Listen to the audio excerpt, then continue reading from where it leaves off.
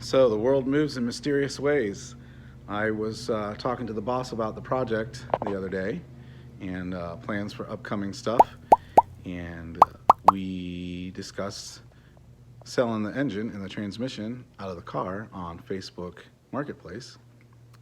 So I put it up there and several hits, and I just shook hands with the gentleman for him to buy the engine, and now I am prepared to start taking the front end off the car so we can pull that engine and do some front end work and eventually get this guy bolted back up. I had to cover it up because I've been doing some woodwork.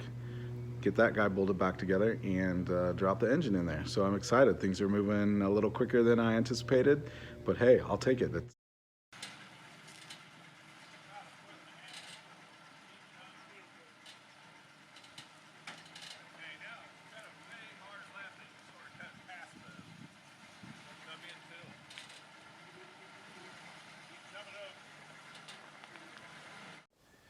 Hey everybody, it's that day. We're gonna start taking some of the front end sheet metal off of this so we can extract the engine. Beautiful 40-degree day in the middle of May. Wearing a couple extra layers, don't have a heater out here. Trying to do some different camera angles and take you along as much for the ride as I can. Here we go, let's get at it. I have run through this process in my mind as much as I can. And obviously we're gonna have to take the bumpers off. I'm going to try and keep the fender skirt and the fender together. I don't know if any of you have already seen this, but I've got a big long seam welded there on both sides, which really kind of necessitates me keeping everything together. I've never really tried, but I think it's possible. I think we're going to end up in 4 parts. The hood I'm going to leave together. I'm going to try and sit it up on top of the roof and pull the right fender with the fender skirt and the splash apron underneath. And I'm going to pull the left fender and fender apron and splash, and then we'll pull the grill. And that'll be it for the sheet metal. Obviously, like I said, I'm going to have to pull the bumper, and eventually we're going to have to pull the radiator, which I'd like to get it out and have it gone through anyway. So that's the plan of attack. I'm going to try to hit the bolts underneath with some penetrant to try and grease them up a little bit while I take off the hood. I know the hood will come off nice and easy compared to the battle we're going to have with the rusty, busted knuckles going on with the fenders. Sweet, let's get at it. Getting our first look here with a handheld light. Obviously fender brace, fender's connected there. I'm just gonna have to do some exploring. I'm half tempted to just literally put it up on jacks, stands, and pull the tire to make it easier to get to. Seems I have a fairly extensive collection of jack stands, I didn't realize.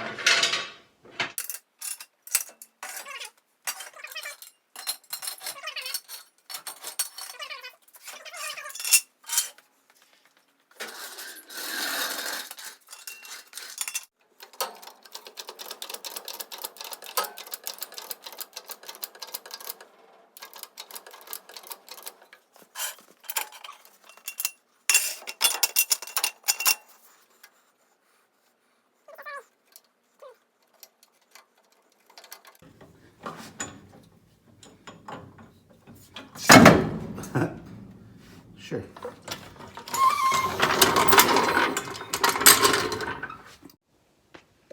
Probably should have broke these loose before I try to jack it up, but you know, who's all excited and wants to get on this?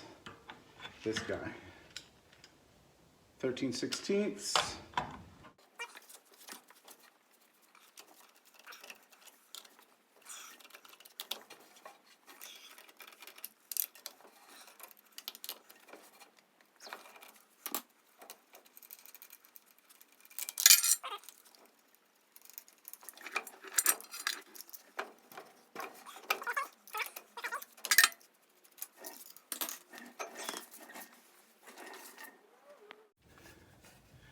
Here we get a look.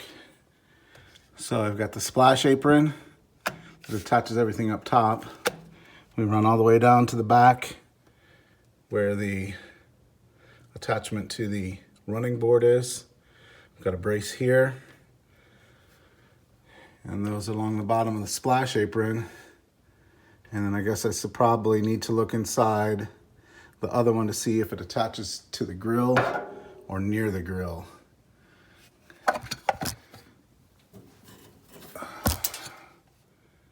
That's all frozen, that's the shock absorber, all that. But I think I can probably get this all to come off in one piece. So let's get to spraying with some penetrant.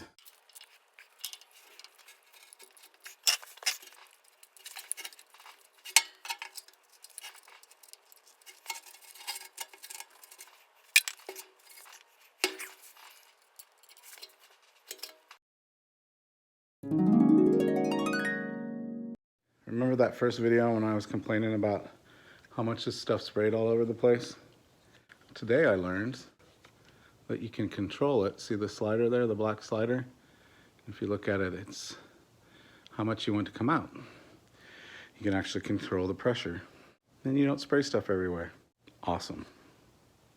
So those of you who are not familiar, the hood is actually held on with 4 screws. There's a screw here, and its mate on the other side of the mount, and that holds on this stainless steel trim strip that both pieces slide into with a metal rod. And then it goes back here and is connected in the back by a very similar mount, 2 screws on each side. So if I go after those 4 screws, I should be able to pick up the hood. Actually, I really only need to take 2, and then it slides out. Then I can pick up the hood like a big old pair of seagull wings. And the plan is to sit up there. I think I'm gonna put a blanket down to kind of spread things out a little bit. But that's the goal. So hopefully this won't be a hold my beer and watch this process. Look at things, I think I'm gonna have to take the hood ornament off with these 2 screws because they slide back into that piece. But I'm gonna pull the hood ornament, these 2 screws, and then those 2 screws right there, and then I'm gonna pull the thing forward. It should pop out of that mount way back there in the back, come forward a 1/2 inch, and then I can put it on the back. Plan of attack.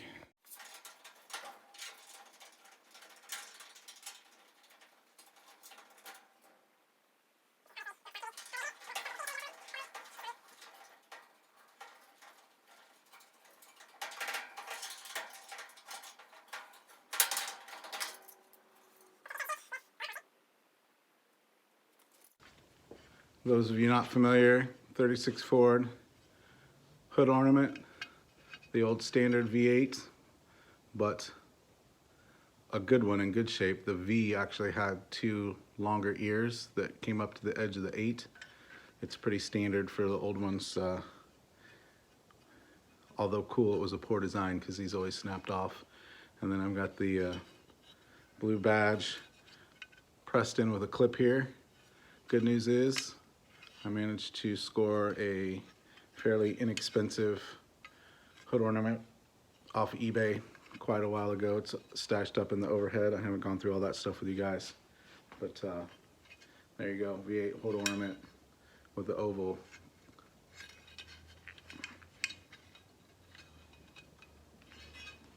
Clipped in with a rusty clip. I'll get it later.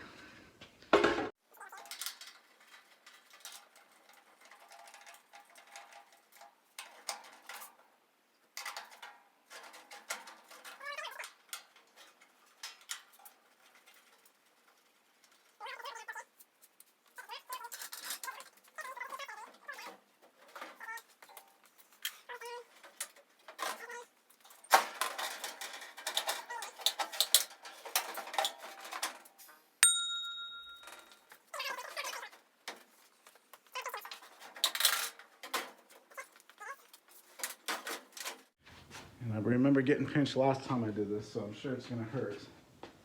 But let's go.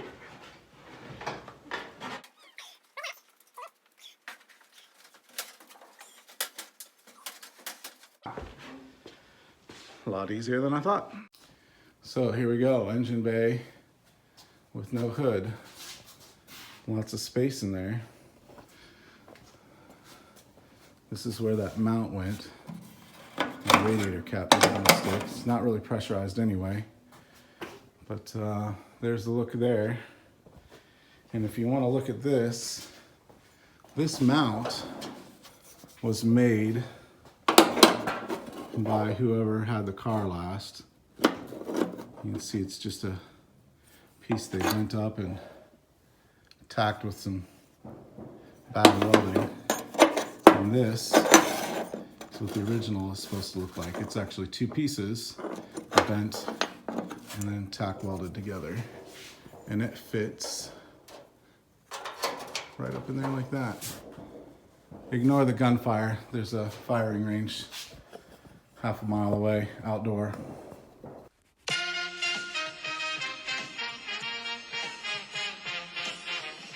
One of the things I've been collecting are these sandwich lunch meat. Little, not really Tupperware, but plastic bins. Perfect. Stackable. Great for keeping bolts together. Beats little plastic bags that get slimy and holes in them and hard to write on. So there's your pro tip for today. Get your lunch meat in these little plastic containers, and then when you're done, save them for your project. Big help. Looking at how the previous owners who were trying to restore this had things put together. Literally, the grill's held on with 2 screws. This one and this one right now. I think they were just trying to get it presentable to sell. If you look down in here, there's a splash guard. And there's a couple spots down in there. Let me grab a light. There's a couple spots where it's supposed to attach, but I really don't think it's attached. At least where the ears are, maybe to the bottom. Let me see a couple spots that look like caged bolts that'll come out. I might have to take that splash apron out along with the grill at the same time instead of just the grill separately. We'll see how it goes.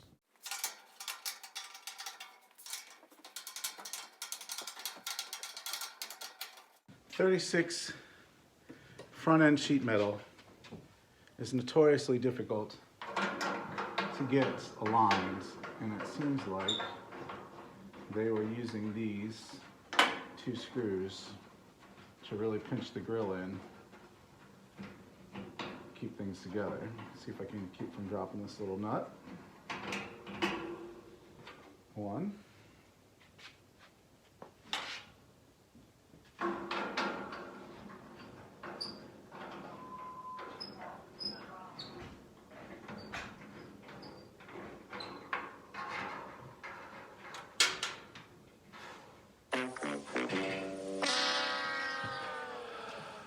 One for 2. You can see this is pulling around a little bit.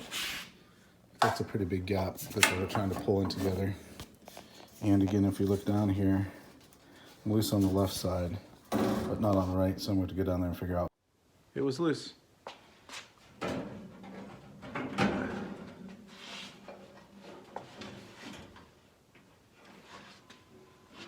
Found an extra bolt.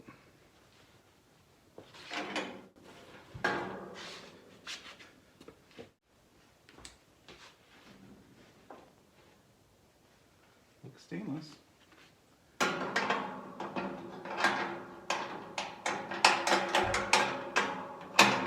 Involves having the right size wrench. You'd think everything was the same size, but it's not. So it's that little bolt right there you see by the flashlight. And it's stainless half, the others were 7/16.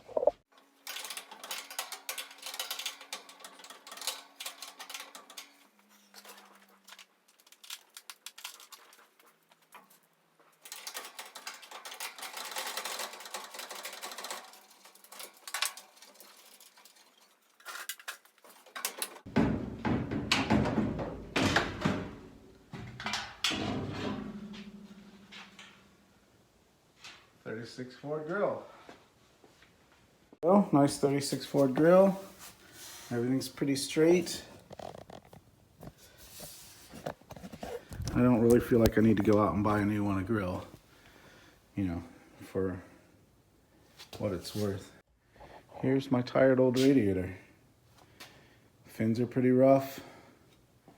There's some kind of overflow tube that runs down the front. There's also another one that runs off the neck over here, which I noticed happens to be perforated. So that's interesting. Gonna go for the radiator next. Squeeze the hose. All I hear is air, don't hear any water. So I'm gonna assume that it's empty.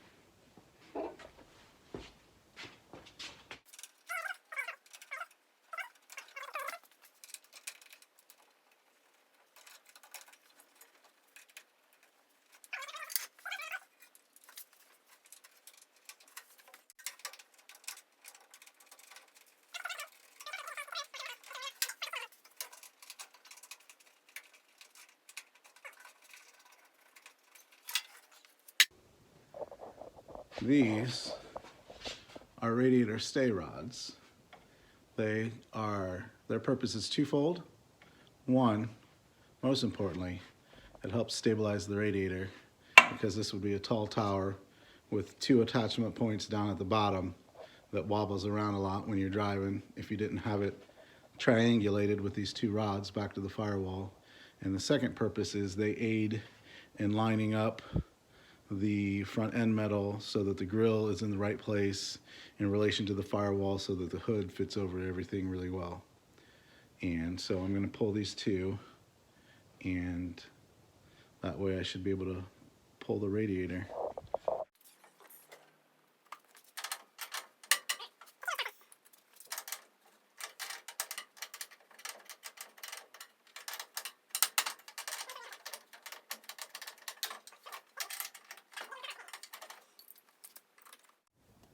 As I was talking about, the radiator tends to bounce around a lot.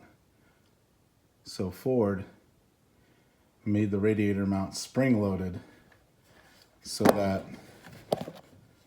the radiator can bounce. This one's not moving, but it's spring-loaded to add a certain amount of flexibility in there, and that's why you see the spring. So luckily those two, this one and that one, are both fairly new, so this isn't going to be too tough a battle. Hopefully, famous last words.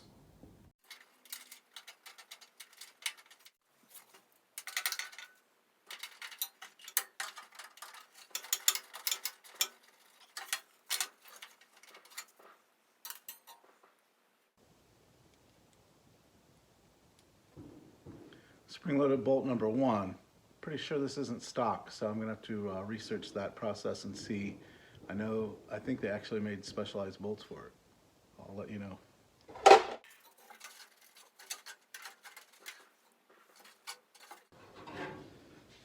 This one was only finger tight.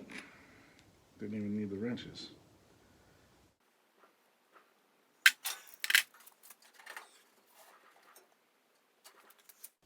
Gonna need a bigger hammer.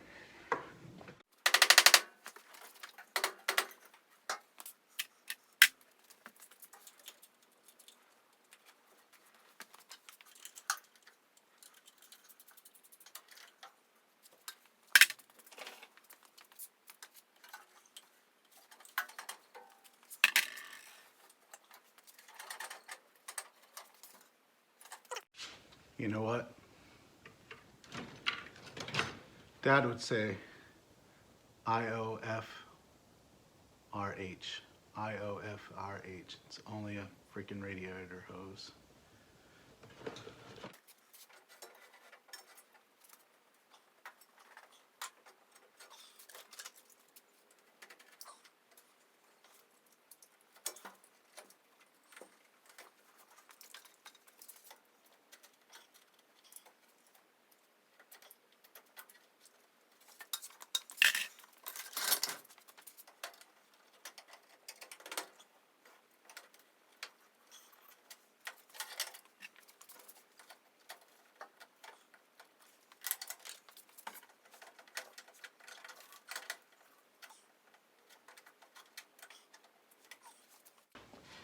I know you like scissors, but these are Milwaukee branded and they are tough.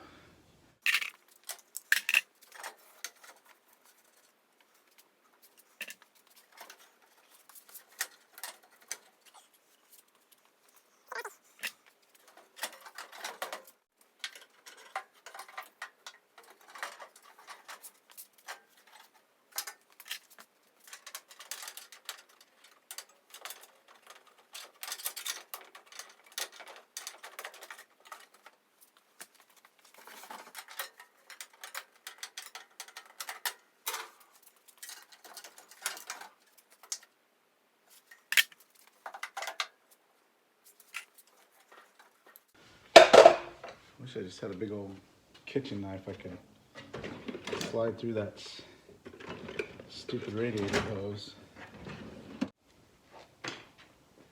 That's not a knife. This is a knife. I believe this was my father-in-law's. Decent edge on it.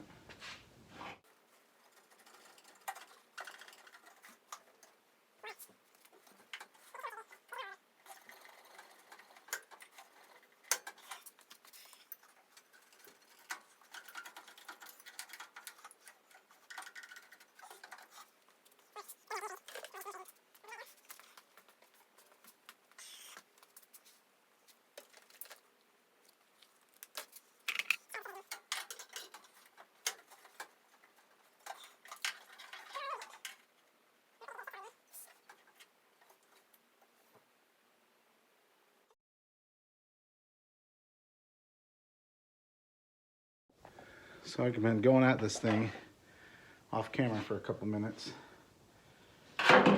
Tried hacksaw blade, too flimsy, not aggressive enough. Back to the old crazy knife.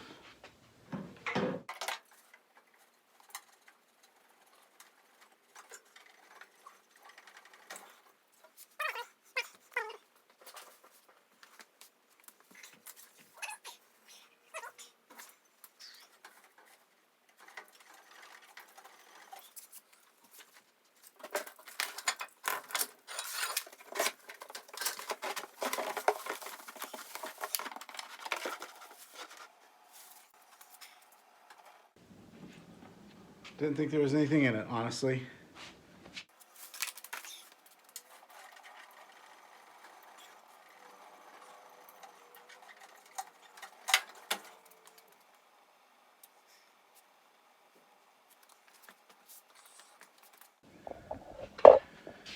Who doesn't love a good mess, right?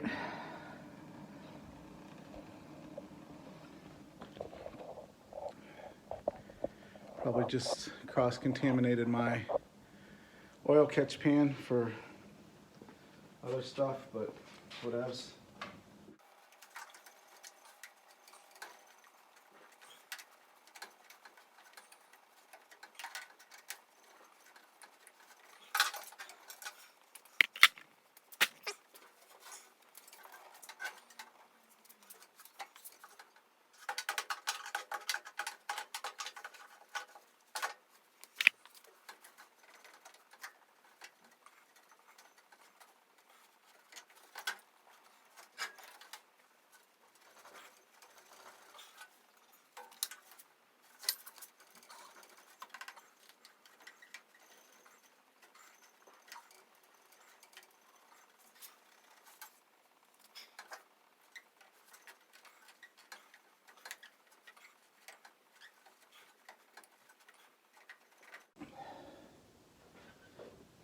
And here I thought I was just gonna pull these hoses off.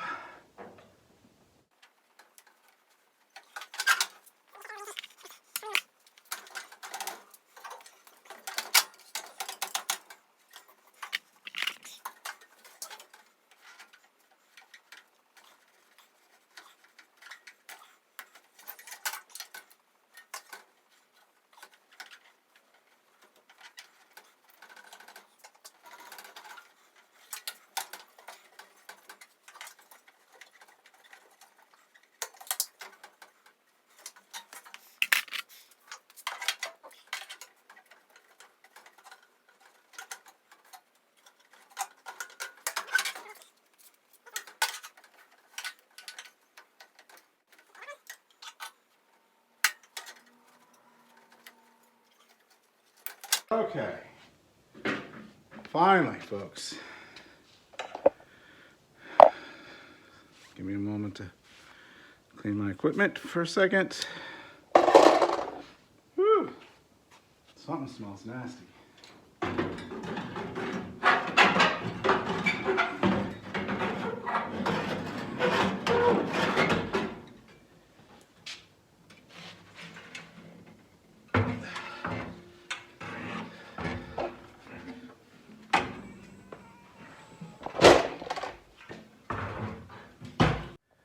Hey everybody, sorry to do this to you, but I'm gonna have to cut this into 2 videos. I took so much video the day I did this, and I've been trying to distill it down into something shorter than 2 videos, but I can't do it. So part 2 on its way.